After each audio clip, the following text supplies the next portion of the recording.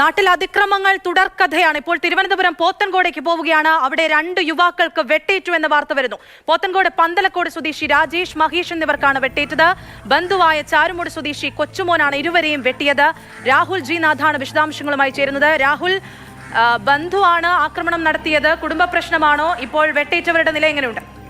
അതേ അനുശ്വര സൂചിപ്പിച്ചതുപോലെ ഇത്തരത്തിൽ ചർച്ചകൾ, അത് കുടുംബപരമായ ചർച്ചകളാവട്ടെ, എന്ത് ചർച്ചയും അതിക്രമത്തിലേക്ക് കടന്നു പോകുന്ന വാർത്തകളാണ്, അല്ലെങ്കിൽ അതിലേക്ക് കടന്ന് വരുന്ന വാർത്തകളാണ് റിപ്പോർട്ട് ചെയ്യപ്പെടുന്നത്. ഇപ്പോൾ ഏറ്റവും ഒടുവിൽ അധ്യായമായി പോത്തൻകോട്ടെ സംഭവമാണുള്ളത്. കുടുംബ കാര്യങ്ങൾ ചർച്ച ചെയ്യുന്നത്, കുടുംബ പ്രശ്നങ്ങൾ ചർച്ച ചെയ്യുമ്പോഴാണ് അകന്ന ബന്ധുവായ കൊച്ചുമോൻ എന്ന് പറയുന്ന ആളെ, ചാരുമൂട് സ്വദേശിയാണ് അദ്ദേഹത്തെ, അയാളെ ഈ 3 പേർ ചേർന്നത്, ഈ വെട്ടേറ്റ രാജേഷ്, മഹേഷ്, ശരത്ത്, മറ്റൊരാളും കൂടിയുണ്ട് ശരത്ത്, ഇവർ 3 പേരും ചേർന്ന് മർദ്ദിക്കുന്നു. ആ മർദ്ദനത്തിൽ നിന്ന് രക്ഷപ്പെടാൻ വേണ്ടി കയ്യിൽ കിട്ടിയ ഈ കത്തിയെടുത്ത് വീശുകയായിരുന്നു. അത്തരത്തിൽ 2 പേർക്ക് വെട്ടേറ്റു. രാജേഷ്, മഹേഷ് എന്നിവർക്ക് വെട്ടേറ്റു. സംഭവ സ്ഥലത്ത് നിന്ന് കൊച്ചുമോൻ എന്നയാൾ സംഭവ സ്ഥലത്ത് നിന്ന് രക്ഷപ്പെട്ടു. പോലീസ് തിരച്ചിൽ തുടരുകയാണ്. നിലവിൽ പരിക്കുകളോടെ ഇരുവരും മെഡിക്കൽ കോളേജിൽ ചികിത്സയിലാണ്. അനുശ്വര രാഹുൽ, അതിനർത്ഥം 2 കൂട്ടർ തമ്മിൽ വഴക്കുണ്ടാകുന്നു, സ്വയരക്ഷയ്ക്കായി ഒരാൾ ആക്രമണം നടത്തുന്നു എന്നുള്ളതാണോ?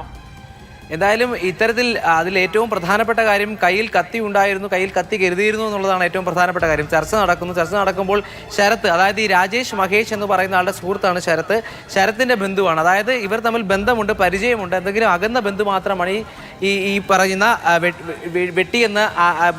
വെട്ടിയ ഈ പറയുന്ന പ്രതി ഇപ്പോൾ ഓടി രക്ഷപ്പെട്ട പ്രതി അകന്ന ബന്ധു മാത്രമാണ്.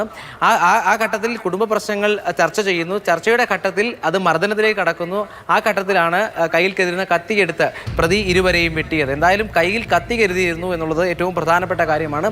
എന്തായാലും ഇത്തരത്തിലുള്ള ചർച്ചകൾ മർദ്ദനത്തിലേക്കും അതിക്രമത്തിലേക്കും കടന്നു പോകുന്നു എന്നുള്ളതാണ് ഏറ്റവും പ്രധാനപ്പെട്ട കാര്യം. രാഹുൽ ജി നാഥാണ് വിശദാംശങ്ങൾ നൽകിയത്. അക്രമി കൊച്ചുമോനായി പോലീസ് വലവിരിച്ചിട്ടുണ്ട്. പോലീസ് പിന്നാലെ തന്നെയുണ്ട്.